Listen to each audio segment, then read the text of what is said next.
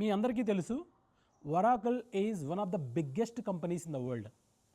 ప్రపంచంలో ఉన్న పెద్ద పెద్ద కంపెనీలలో ఒరాకిల్ కూడా ఒకటి. ఈ ఒరాకిల్ కంపెనీ ఏం చేసిందంటే 30,000 మంది ఉద్యోగులకి చావు కబురు చల్లగా చెప్పింది. అది గుడ్ మార్నింగ్ ఈమెయిల్స్తో. పొద్దున్నే మనం గుడ్ మార్నింగ్ చెప్తాం కదా, మరి ఇది చావు కబురు అయినప్పుడు అది గుడ్ మార్నింగ్ ఎలా అవుతుంది? ఈ కంపెనీ ఏం చేసిందంటే ఈ 30,000 మంది ఉద్యోగులకి అర్లీ మార్నింగ్ ఈమెయిల్స్ పెట్టింది.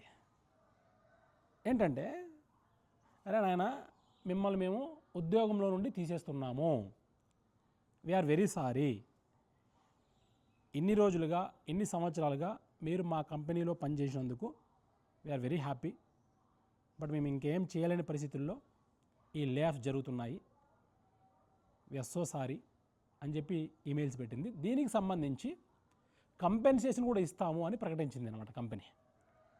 ఏంటి కంపెన్సేషన్? ఎంత ఇస్తుంది? అది వాళ్ళ జీవితాంతం అనేది సరిపోతుందా? సరిపోదు, రైట్? అంటే ఉద్యోగాలు కోల్పోయారు. ఈ 30,000 మంది ఉద్యోగులలో మన దేశానికి చెందిన వాళ్ళు 12,000 మంది ఉన్నారంట. దాదాపు 12,000 మంది ఉన్నారు. అర్థం చేసుకోండి. అంటే దాదాపు సగానికి సగం అనమాట, మోరాల్లెస్, రైట్? అంటే ఇంతమంది భారతీయులు ఉద్యోగాలు కోల్పోయారు. ఒక వ్యక్తి ఉద్యోగం కోల్పోవడం అంటే ఆ కుటుంబం వీధిని పడ్డమే, అవునా కదా?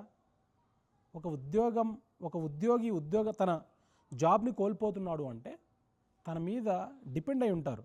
వాళ్ళ పేరెంట్స్ కావచ్చు, పిల్లల చదువులు ఉంటాయి, వాళ్ళ వైఫ్ ఉంటుంది. అంటే వీళ్ళందరూ కూడా ఉద్యోగం లేకుండా అయిపోతారు. అతనికే కాదు ఉద్యోగం పోవడం అంటే, కుటుంబానికి ఉద్యోగం పోవడం, కుటుంబానికి ఆసరా లేకపోవడం, బ్రతుకు తెరువు లేకపోవడం, అవునా? సో మీరు అనొచ్చు ఒరాకిల్ కాకపోతే ఇంకో కంపెనీ అని. ప్రతి చోట కూడా అదే జరుగుతుంది కదా, లే ఆఫ్ జరుగుతూనే ఉన్నాయి కదా. సో దీన్ని బట్టి మీకు ఏమర్థమైంది? ఆర్టిఫిషియల్ ఇంటెలిజెన్స్ అంటే ఏఐ ర్యాంపేజ్ అనేది స్టార్ట్ అయిపోయింది. ఏఐ విధ్వంసం సృష్టిస్తుంది. ఏం విధ్వంసం? ఏఐ వల్ల ఉద్యోగాలు పోతున్నాయి. చాలామంది ఉద్యోగుల్ని రీప్లేస్ చేస్తుంది, చాలా జాబ్స్ని రీప్లేస్ చేస్తుంది ఏఐ. అది మనకు తెలిసిపోతుంది కదా. వాళ్ళది మీకు చెప్పకపోయినా వాళ్ళు ఆ ఈమెయిల్లో ఏఐ వచ్చిన కారణంగా మిమ్మల్ని ఉద్యోగంలో నుండి తీసేస్తున్నామని వాళ్ళు చెప్పకపోవచ్చు, కానీ అదే నిజం. ఈ ఆర్టిఫిషియల్ ఇంటెలిజెన్స్ మూలంగానే ఈ ఉద్యోగాలన్నీ కూడా పోతున్నాయి. మరి ఏఐ వద్దా అంటే ఖచ్చితంగా వద్దని మనం చెప్పలేం. అది వచ్చేసి ప్రతి చోట కూడా ఇప్పుడు విరివిగా ఏఐని ఉపయోగిస్తున్నారు. చాలా జాబ్స్ని ఏఐ రీప్లేస్ చేస్తోంది. అది మనం యాక్సెప్ట్ చేయాల్సిందే, తప్పదు ఇంకా. సో మొన్నటికి మనం చూసాం, మనం ఒక బెంగళూరు అతను అమెరికాలో ఉద్యోగం చేస్తున్నాడు, అతను ఉద్యోగం పోయింది. అది కూడా దీనివల్లే ఆర్టిఫిషియల్ ఇంటెలిజెన్స్ వల్లే. అతను ఇండియాకు వచ్చేసాడు, బాగా డిప్రెషన్లోకి వెళ్ళిపోయాడు, ప్రెషర్ ఎక్కువ అయిపోయింది. ఎందుకంటే ఉద్యోగం లేదు, ఇంకేంటి ఇది, ఫ్యామిలీని ఎలా చూసుకోవాలి, బాగా టెన్షన్స్ ఎక్కువైపోయాయి, ప్రెషర్ని తట్టుకోలేకపోయాడు, ఆత్మహత్య చేసుకొని చనిపోయాడు. ఇది జీర్ణించుకోవాలని వాళ్ళ వైఫ్ కూడా టెర్రస్ నుండి కిందకు దూకి ఆమె కూడా సూసైడ్ చేసుకొని చనిపోయారు. అంటే ఒక ఉద్యోగం పోవడం వల్ల కుటుంబంలో భార్యాభర్తలు ఇద్దరు కూడా చనిపోయారు. అంటే ఒక కుటుంబం రోడ్డున పడింది అని. మరి వీటికి ఏంటి సొల్యూషన్? ఈ లే ఆఫ్ జరుగుతున్నాయి, ఉద్యోగాలు పోతున్నాయి, టెక్కీలందరూ కూడా నష్టపోతున్నారు. పెద్ద మీరు ఈ ప్రొఫెషనల్ కోర్సెస్ అన్ని చేసి కూడా స్టేట్స్కి వెళ్ళి ఉద్యోగం సంపాదించుకోవాలనే ఆశతో వెళ్ళిన వాళ్ళు కానీ, లేదంటే ఇండియాలోనే డిఫరెంట్ కంపెనీస్లో పనిచేస్తున్న వాళ్ళు కానీ ఈ ఉద్యోగాలు మీరు కోల్పోతున్నారంటే బాధాకరమైన విషయం ఇది. కానీ అలా బాధపడుతూ కూర్చుంటే జరగదు కదా. అందుకే ముందే జాగ్రత్త పడాలి. ఏంటంటే, ఇప్పుడు మారుతున్న కాలానుగుణంగా, పరిస్థితులకు అనుగుణంగా మన ఆలోచన విధానం కూడా మారాలి. ఆలోచన విధానం మారడం అంటే ఏంటి? అరే, ఇప్పుడు మనం యాక్సెప్ట్ చేసినా చేయకపోయినా ఆర్టిఫిషియల్ ఇంటెలిజెన్స్ ర్యాంపేజ్ అనేది స్టార్ట్ అయిపోయింది. ఎక్కడ చూసినా కూడా, ఏ ఫీల్డ్లో చూసినా కూడా ఆర్టిఫిషియల్ ఇంటెలిజెన్స్ అడ్వాన్స్ అయిపోయింది. కాబట్టి నేనేం చేయాలి?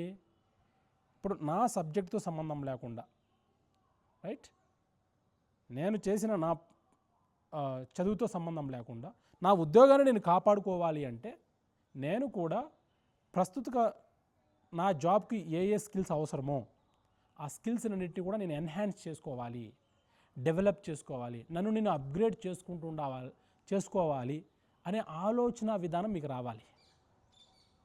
ఆలోచన రావడమే కాదు, తక్షణమే మీరు దాన్ని యాక్షన్లోకి దిగాలి. మీరు స్కిల్స్ని డెవలప్ చేసుకోవాలి.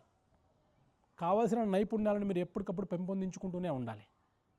అలా చేస్తేనే మీరు ఉద్యోగాన్ని నిలుపుకోగలుగుతారు. ఖచ్చితంగా సాధ్యమవుతుంది. ఎందుకంటే ఉద్యోగాలు అవసరం, కానీ ఎవరికి అవసరము? ఆ పర్టికులర్ జాబ్కి సంబంధించి ఏ క్వాలిఫికేషన్స్ అవసరం, అంటే ఏ స్కిల్స్ అవసరమో వాళ్ళు మాత్రమే ఆ జాబ్లో ఉండగలుగుతారు. అది మీరే కావాలి. ఖచ్చితంగా ఆ జాబ్లో మీరే ఉండాలి అంటే మీకు ఆ స్కిల్స్ వచ్చి ఉండాలి. ఆ స్కిల్స్ని మీరు డెవలప్ చేసుకోవాలి, ఆ నైపుణ్యాలను మీరు సంపాదించుకోవాలి. ఖచ్చితంగా చేయాలి. మేల్కోండి, ఇప్పటికైనా మేల్కోండి. అలాగే స్తబ్దతగా మీకు ఇచ్చిన జాబ్ని మీరు చేసుకుంటూ ముందుకు వెళ్ళిపోదండి. దాంతోపాటు మీ జాబ్ చేస్తూనే ఎప్పటికప్పుడు డైనమిక్గా ఆలోచించండి. ఎప్పటికప్పుడు మిమ్మల్ని మీరు అప్గ్రేడ్ చేసుకుంటూ కావాల్సిన నైపుణ్యాలను పెంపొందించుకుంటూ ఉండండి. అందుకే ఈ స్కిల్ డెవలప్మెంట్ అనేది చాలా చాలా ఇంపార్టెంట్ ఈ రోజుల్లో. ఏ రంగంలో అయినా సరే, అది టీచింగ్లో అయినా సరే, సాఫ్ట్వేర్లో అయినా సరే, ఎక్కడైనా సరే గుర్తుపెట్టుకోండి, ఎక్కడైనా సరే డైనమిక్గా ఉండాలి, స్కిల్స్ డెవలప్ చేసుకోవాలి. అందుకే స్కిల్ ఎన్హాన్స్మెంట్ అనేది చాలా ఇంపార్టెంట్. స్కిల్ డెవలప్మెంట్ అనేది చాలా ఇంపార్టెంట్. టుడే జాబ్ మార్కెట్కి ఏ స్కిల్స్ అవసరమవుతాయో ఆ స్కిల్స్ అన్నింటినీ కూడా ఎన్హాన్స్ చేసుకోవాల్సినటువంటి బాధ్యత మీ మీద ఉంది. ఇప్పుడు మీ మీద, నా మీద, ప్రతి ఒక్కరి మీద ఉంది. ఖచ్చితంగా స్తబ్దతగా ఉంటే మాత్రం కుదరదు. నాకు ఇప్పుడు జరిగిపోతుంది, ఒక ఉద్యోగం ఉంది, ఈ ఉద్యోగం చాలే, నా ఉద్యోగం ఎక్కడ పోతుంది అనుకునే అంత పరిస్థితులు లేవు. ఇప్పుడు లేవు. స్తబ్దతగా ఉండి నేను ఇంకా కన్వెన్షనల్ మోడ్ ఆఫ్ లెర్నింగ్లోనే నేను ఉంటాను అంటే కుదిరే పరిస్థితులు లేవు కదా ఇప్పుడు. కాబట్టి ఆ కన్వెన్షనల్ మోడ్ నుండి బయటకు రండి. రైట్, వచ్చి మీ ఆలోచన విధానం మార్చుకొని ఎప్పటికప్పుడు షార్ప్గా స్కిల్స్ని మీరు ఎన్హాన్స్ చేసుకోండి. ఖచ్చితంగా ఉన్న ఉద్యోగాల్ని కాపాడుకోవాల్సిన బాధ్యత ఉంది. కొత్త ఉద్యోగాలు వస్తాయా లేదా అనేది పక్కన పెట్టేస్తే ఉన్న ఉద్యోగం పోగొట్టుకోకూడదు కదా. కాబట్టి ఎప్పటికప్పుడు స్కిల్స్ని ఎన్హాన్స్ చేసుకుంటూ ఉండాలి. I wish you all the very best. Thank you.